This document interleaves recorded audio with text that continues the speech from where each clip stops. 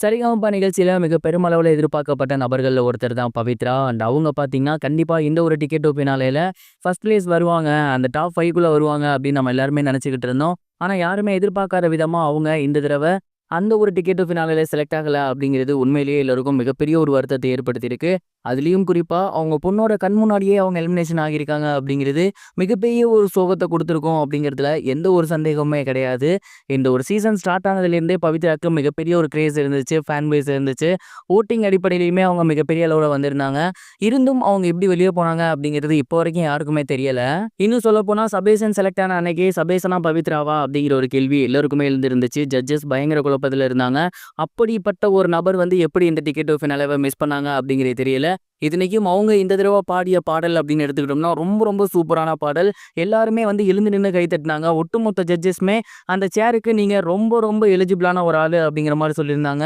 And இவ்வளவும் சொன்னதுக்கப்புறம் எப்படி வந்து அவங்க இந்த ஒரு விஷயத்த மிஸ் பண்ணாங்க அப்படிங்கிறது தான் எல்லாருக்குமே இருக்க மிகப்பெரிய ஒரு கேள்வியாவும் இருக்கு. அதுல மிகப்பெரிய ஒரு சோகமா கருதப்படுறது என்ன அப்படின்னா, அந்த ஒரு அனௌன்ஸ்மென்ட் இருக்கு இல்லையா? அதாவது டிக்கெட் டூ ஃபினாலே ஒரு அனௌன்ஸ்மென்ட். அந்த ஒரு அனௌன்ஸ்மென்ட் அப்ப பவித்ராவோட குழந்தை வந்து பவித்ராவ ரொம்ப ஏக்கமா பார்த்துட்டு இருந்தாங்க.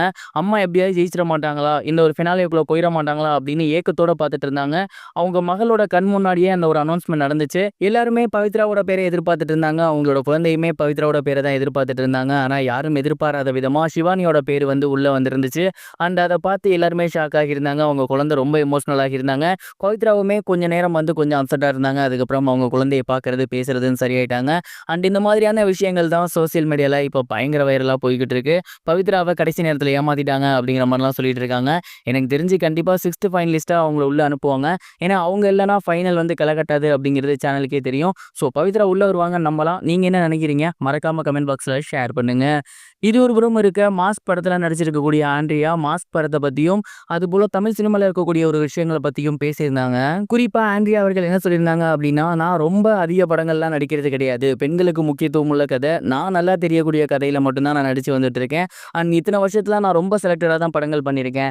வடசென்னை மாதிரி தான் எந்த ஒரு படமும் இருக்கும். என் கேரக்டர் ரொம்ப முக்கியத்துவமா இருக்கும். அண்ட் தமிழ் சினிமால நிறைய ஹீரோக்கள் வந்து பெண்களுக்கு முக்கியத்துவம் குடுக்கறத வந்து விரும்புறது இல்லன்னு நான் நினைக்கிறேன். ஏன்னா தனுஷ் சார் வந்து வடசென்னையில அந்த கேரக்டர் எவ்வளோ முக்கியமான கேரக்டர்ங்கிறது தெரியும். அத எனக்கு குடுத்திருந்தாரு.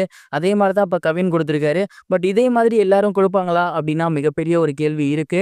அண்ட் அந்த வகையில தமிழ் சினிமால இது குறைவா இருக்கு அப்படிங்கிற மாரி சொல்லியிருந்தாங்க.